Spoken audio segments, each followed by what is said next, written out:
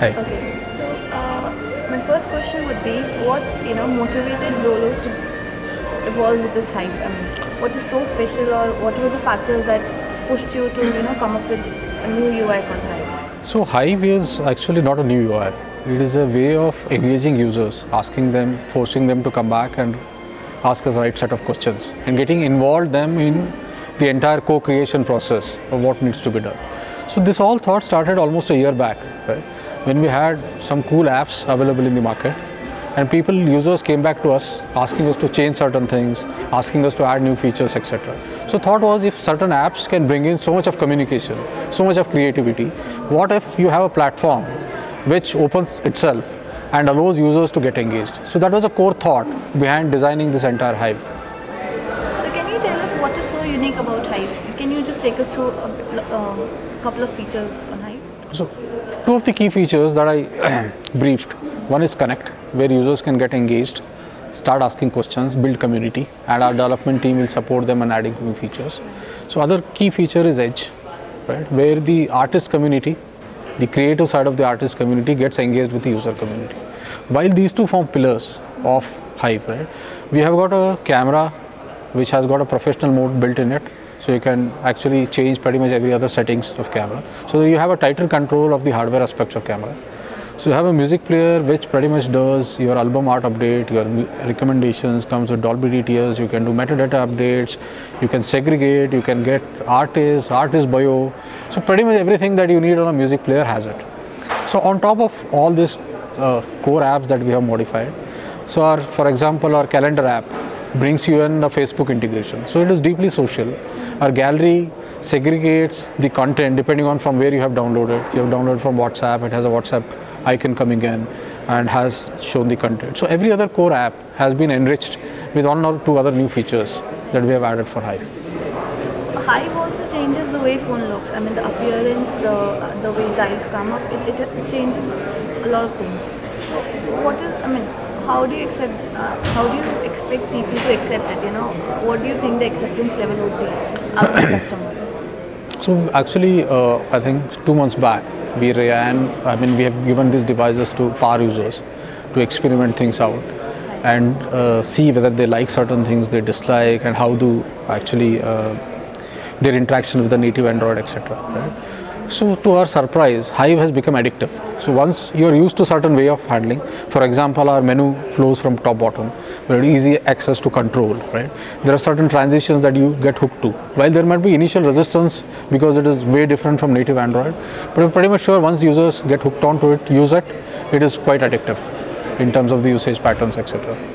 And getting back to the Connect feature that you talked about, I would want to know that, let's say after a couple of months, you'll be having many users, the Xolo Hive users, and let's say a lot of them would want to make some tweaks or would want some changes. So what is the entire process that they would connect with the software developers you have, and what would be the process? So process is fairly simple. You have Connect, you log in, right? Then you look at the discussions happening. So if there are relevant discussions, you join in there, right? Debate about it, decide what features you want. And out of this, we have algorithms running in backend of server. They pick up this chatter and keywords. So looking at that, our development team will get involved on most of the active discussion forums and evolve a feature.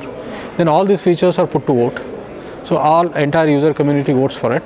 And then you figure out top 3 features that you need in terms of the timeline, and then they're delivered via OTA to all of our users. So that is a very simple process that we have evolved on. And an immediate one. Yes. Okay. And let's talk about some competition. We have the market flooded with the budget phones, and especially in the range of between 10,000 to 14,000.